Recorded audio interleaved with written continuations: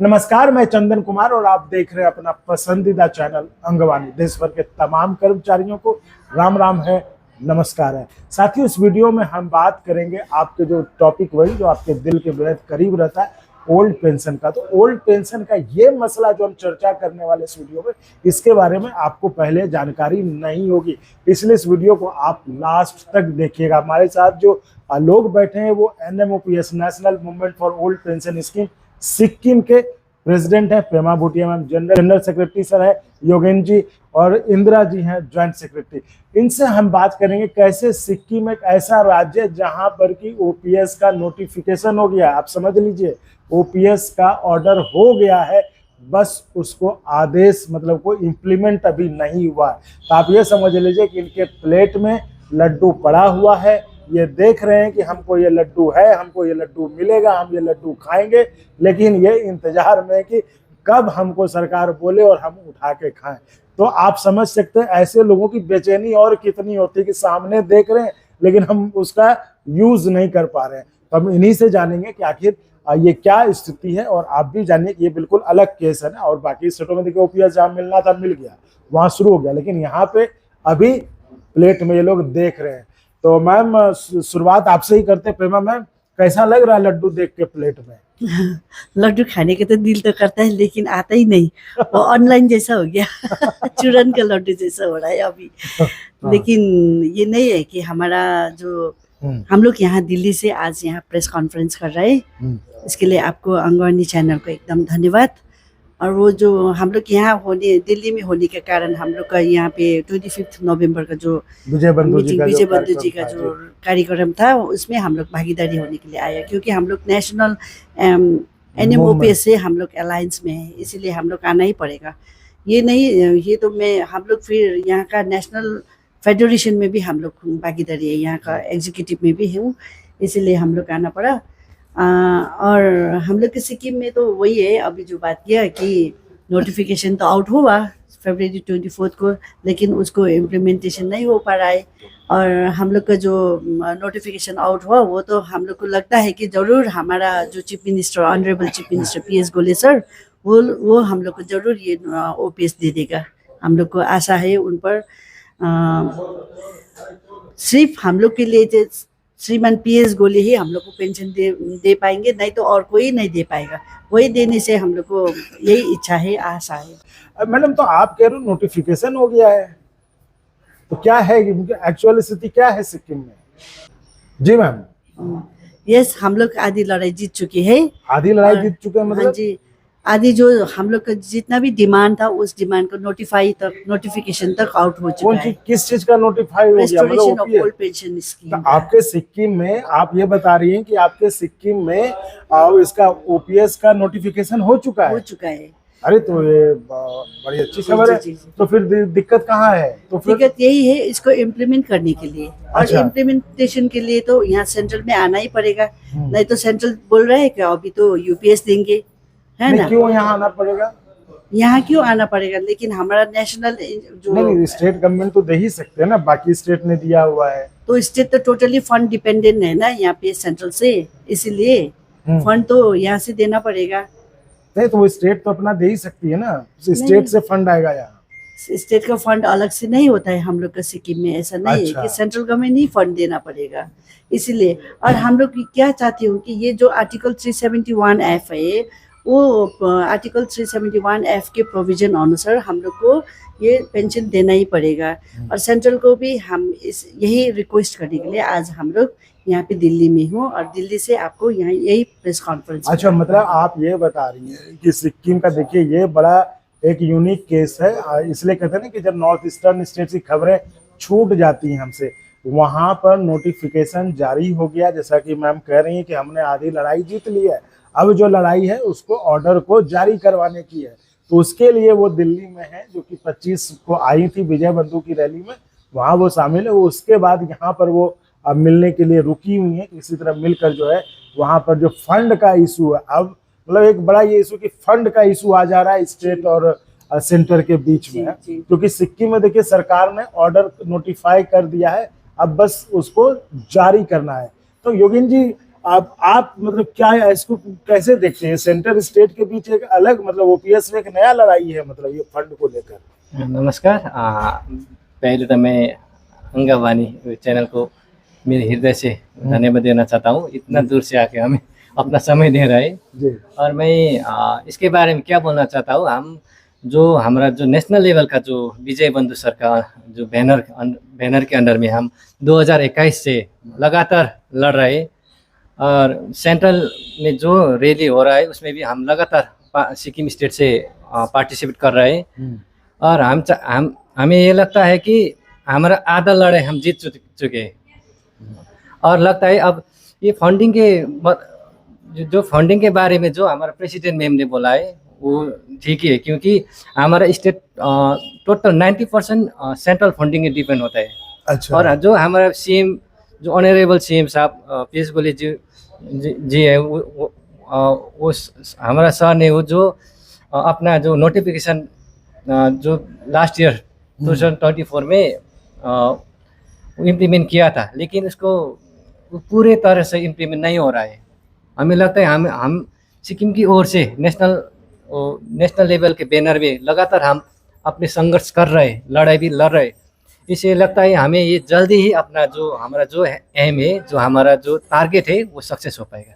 ये कहाँ लटका, कहाँ ये थोड़ा समझाइए लोगों को। लटका तो वही है, अब हमारा अपना फंडिंग में ही है। फंडिंग में? हाँ जी, हाँ जी। मतलब सरकार ने कह दिया कि हम ओपीएस देंगे, लेकिन अब जो है कि पैसा आएगा कहाँ से? वही सर, उसी को लेके हमारा जो सीएम का जो हमारा जो सीएम साहब का दिल तो बड़ा है, लेकिन वो उसी दिल बड़े होने के कारण वो नोटिफिकेशन और जारी किया है, लेकिन फिर भी वो जो गैजेट में उतर नहीं पा रहा है। जी मैम, तो ये जो आप कह रहे हैं कि तो सिक्किम में तो सरकार तो बीजेपी अलायंस की ही है ना? हाँ, लेकिन जो ऐसा है ना कि अलायंस में होते, इसीलिए तो हमारा सरकार अभी इसको घोषणा नहीं कर पा रहा है, इम्प्लीमेंटेशन नहीं हो पा रहा है, क्योंकि सेंट्रल का प्रेशर जाएगा ना। अच्छा। अगर जो हिमाचल प्रदेश में अभी ओपीएस लाया है, लेकिन वहाँ पर भी जो इन लोग का जो पीएफआरडीए का 50% जो शेयरिंग है वो रिफंड के लिए अभी प्रेशर दे रहा है, लेकिन सेंट्रल बोल रहा है कि यूपीएस लो। यूपीएस तो हम लोग लेगा ही नहीं, ऑप्ट लेगा ही नहीं, क्योंकि यूपीएस में कोई बेनिफिट नहीं। आप ये मानिए जो आर्टिकल जो कॉन्स्टिट्यूशन ऑफ इंडिया है, आर्टिकल 309 में जो एम्प्लॉयज़ के लिए जो सेफ्टी सिक्योरिटी जो दिया है, उसकी वजह से हम सारा इंडिया का एम्प्लॉयज़ को ओपीएस तो लेना ही पड़ेगा, क्योंकि जो उस आर्टिकल से जब हमारा सिक्किम सर्विस रूल अमेंडमेंट हो सकती है, तो ये आर्टिकल में हमारा ओपीएस भी क्यों रेस्टोर नहीं हो पाएगा? पहले तो ओपीएस था, लेकर गया एनपीएस बना दिया, वही अमेंडमेंट किया आर्टिकल 309। अब आर्टिकल 309 से हम लोग को ओपीएस में लाना ही पड़ेगा, ये तो हम लोग को रिक्वेस्ट है। जैसे कि सिक्किम एक इंडिपेंडेंट स्टेट है, मतलब 22nd स्टेट ऑफ इंडिया है ना, तो सिक्किम के स्टेट एम्प्लॉयज़ को तो ये जो पेंशन देना ही पड़ेगा, क्योंकि ये नहीं है कि सेंट्रल जब ये एनपीएस लागू किया था कि स्टेट एम्प्लॉयज़ को ये स्टेट गवर्नमेंट को ओपीएस एनपीएस इंट्रोडक्शन करने के लिए मैंडेटरी नहीं है। तो मतलब मैम अगर हम इसको समझाएं अपने व्यूअर्स को, तो आपका मसला बिल्कुल अलग है। आपका मसला ये है कि सरकार भी आपके यहाँ एनडीए की है ना, लेकिन जो मुख्यमंत्री है वो अलायंस मतलब रीजनल पार्टी से है और एनडीए के साथ है। अब एनडीए क्या है, बीजेपी मेन है पार्टी, बीजेपी अब यूपीएस लेके आ गई है। आपके मुख्यमंत्री जी तो चाहते हैं कि हम ओपीएस दें, जिसको कि लेकर नोटिफिकेशन जारी हो गया है, लेकिन अब केंद्र में जो सरकार है वो यूपीएस।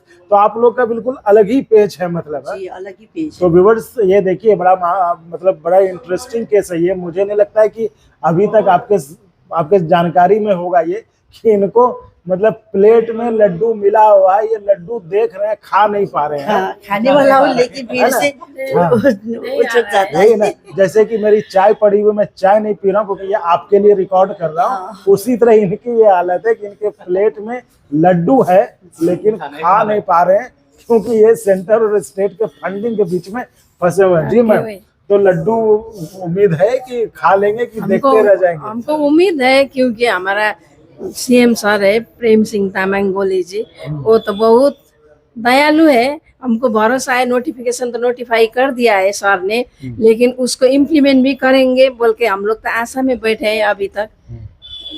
जरूर सर ने हमको ओपीएस देंगे बोल के हमको हम सब सारा एम्प्लॉइज को विश्वास है, इसलिए तो हम लोग अड़े हुए हैं। तो चलिए, आपको उम्मीद है कि मतलब आज न कल जो है, देर न सवेर, जब दिख रहा है सामने में, प्लेट में आ चुका है, तो एक दिन आप खा भी वो लेंगे। तो जरूर हमको तो हाँ। हम लोग का तो विश्वास है, एक दिन वो जरूर लड्डू मुंह में डालेंगे सरकार ने, वैसा विश्वास है। विश्वास है। मैम ये बताइए, अब चूंकि सरकारी नौकरी में भी बड़ा एक मतलब एक चेंज आ गया है, क्योंकि पहले होता था कि सरकारी नौकरियां नहीं, अब तो नौकरियां भी कम निकल रही हैं, अब तो लोग कॉन्ट्रैक्ट पे रखे जा रहे हैं, तो अब तो ये मसला ही, तो उसमें कुछ आपके नॉर्थ ईस्टर्न स्टेट्स में कैसे चल रहा है? जी, ये तो आपने क्वेश्चन एकदम अच्छा हमको पूछा है। ये क्या है कि हम लोग के सिक्किम में, पूरे नॉर्थ ईस्ट में भी था, जो लास्ट टाइम हम लोग को यहाँ पे नॉर्थ ईस्ट का जितने लोग कॉलीग्स लोग हम लोग मिले थे, नॉर्थ ईस्ट में भी ऐसा है कि जितना भी हम लोग का सिक्किम गवर्नमेंट में पहले का एम्प्लॉयज जो मस्टोरल, वर्कसास, एडॉक एंड कंसोलिडेट में सर्विस किया था, वो लोग सिंस 1978 से अपॉइंट हुआ था। 72 से अपॉइंट होने लोग तो वो लोग तो रिटायर हो गया। जब 1972 से अभी एमआर वर्कसास एडॉक में सर्विस किया, तो 2014 से सिंस 2014 से 5 इयर्स बोल के एम्प्लॉयज लोग को गवर्नमेंट का पॉलिसी में रेगुलर कर दिया। लेकिन जितना भी ये एम्प्लॉयज लोग रेगुलर हुआ आज तक, ज़्यादातर देखने में हम लोग के सिक्किम गवर्नमेंट में गवर्नमेंट एम्प्लॉयज टोटल करके A and B including A and B से 1,30,000 एम्प्लॉयज है। 1,30,000 में 15,000 ए एंड बी लेवल का ऑफिसर्स लोग है, और 1,15,000 हम लोग का C&D कैटेगरी का है। एंड C&D कैटेगरी में सबसे ज़्यादा ये एमआर वर्कसास एडॉक एम्प्लॉयज जो रेगुलराइज हो गया। अच्छा, जो रेगुलराइज जी कर जी दिया जी, गया उनको। ये एम्प्लॉयज लोग ज़्यादा है, नंबरिंग में हम लोग का एम्प्लॉयज ज़्यादा है। और ये एम्प्लॉयज लोग क्या देना चाहती हूँ, वो लोग को ऐसे भी पास सर्विस बहुत एमआर वर्कसास में किया ना, उन लोग का मतलब क्या बोलते हैं, उन लोग का गोल्डन लाइफ ठीक है, टेम्परेरी में दे दिया।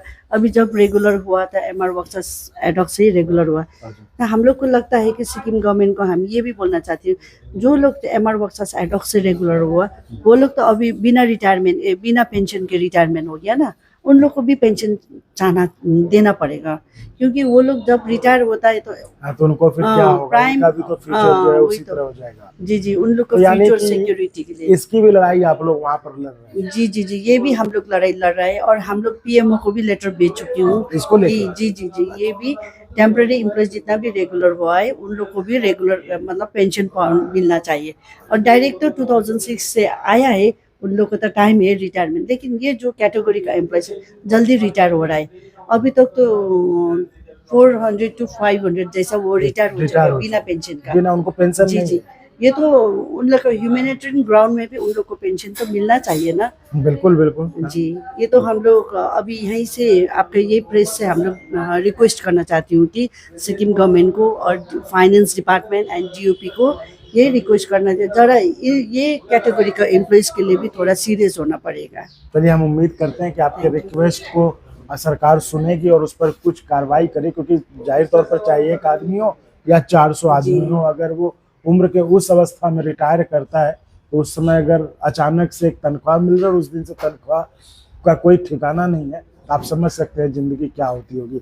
तो हम आते हैं फिर योगेंद्र जी आपके पास। योगेंद्र जी, जैसे देखिए, हम तो आपसे जानना, मैडम ने तो बता ही दिया, आप चूंकि जनरल सेक्रेटरी हैं वहाँ के, तो और संगठन के तौर पे नॉर्थ ईस्टर्न स्टेट्स में ये ओल्ड पेंशन स्कीम की लड़ाई को लेकर मतलब कैसा है, कर्मचारी कितना इसके साथ होते हैं, कितना वहाँ पे नॉर्थ ईस्ट में इसको लेकर कितना क्रेज है, जैसे इधर है?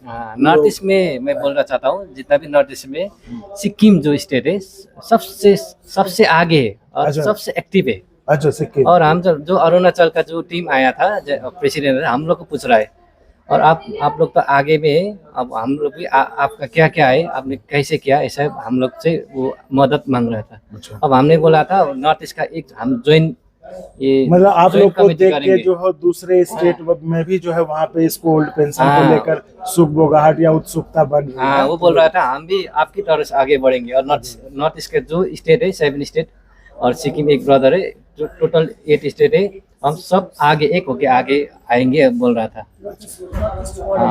नॉर्थ ईस्ट फोरम हम लोग खोलने वाला है। अच्छा, आप लोग वहाँ पे एक forum, तमाम जो जी, स्टेट जी, हैं, जी, जी। 7 state whole north east, entire north east forum बना के यानी कि तब हम आंदोलन लोग यहाँ और तेज पे- करेंगे हाँ आप, जी, हम लोग यहाँ सेंट्रल में आएंगे। फिर से हम लोग वही सलाह कर रहे हैं ना, अभी डिस्कस हो रहा है।